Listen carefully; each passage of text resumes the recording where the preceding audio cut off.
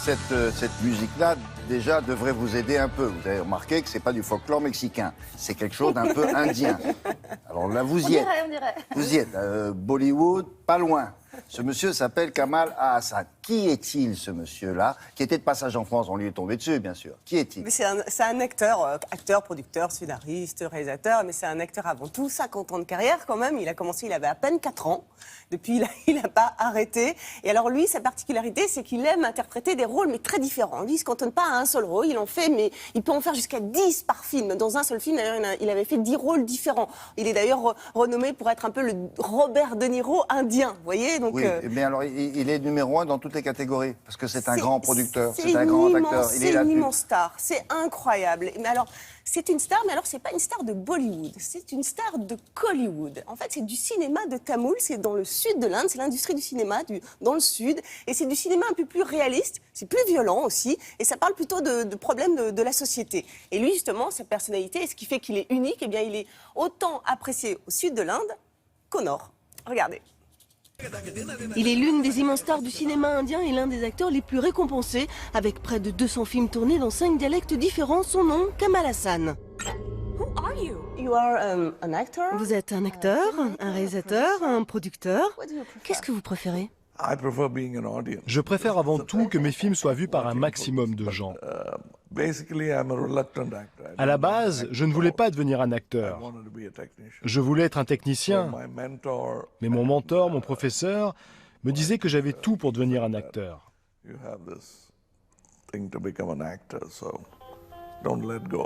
Alors vas-y, essaye, tu vas y arriver. Sa carrière, il la débute à l'âge de 4 ans, premier film et premier prix pour ce jeune garçon. Mais c'est seulement dans les années 70 qu'il tournera avec les plus grands cinéastes et qu'il deviendra alors une figure du cinéma indien. Et plus tard, j'ai écrit mon premier scénario à l'âge de 18 ans.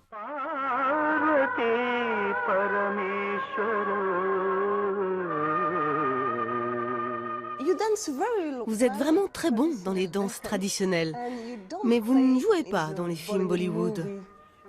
Pourquoi?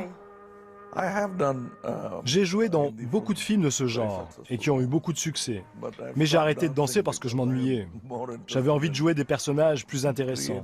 En fait, je ne voulais pas devenir le Gene Kelly indien.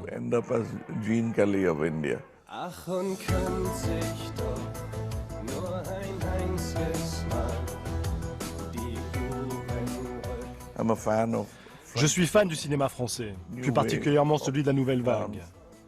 On regardait beaucoup de films à l'époque de ce cinéma-là. Jean-Luc Godard, François Truffaut, Eric Rohmer étaient nos héros. Et j'ai grandi dans cet univers-là. Celui que l'on surnomme le James Dean indien refuse de se limiter à un type de rôle en particulier. L'acteur surprend à chaque fois par la perfection de son jeu et ses différentes expressions. Du héros au parrain de la mafia en passant par la gouvernante. Tout le monde aime et connaît le cinéma Bollywood, mais vous, ce que vous faites est très différent. En fait, c'est vrai, c'est très différent du cinéma que l'on connaît. Le cinéma de Bombay, Bollywood, produit en moyenne 200 films par an.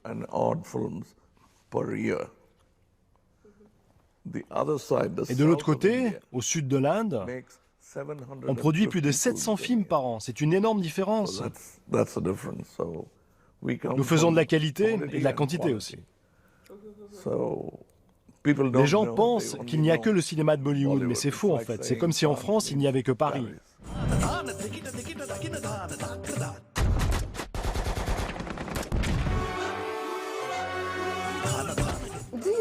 Est-ce que vous avez un rêve fou?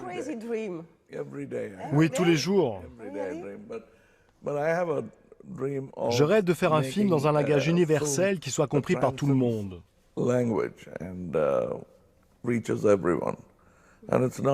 Et c'est pas impossible comme rêve. J'y pense souvent. Thank you very much.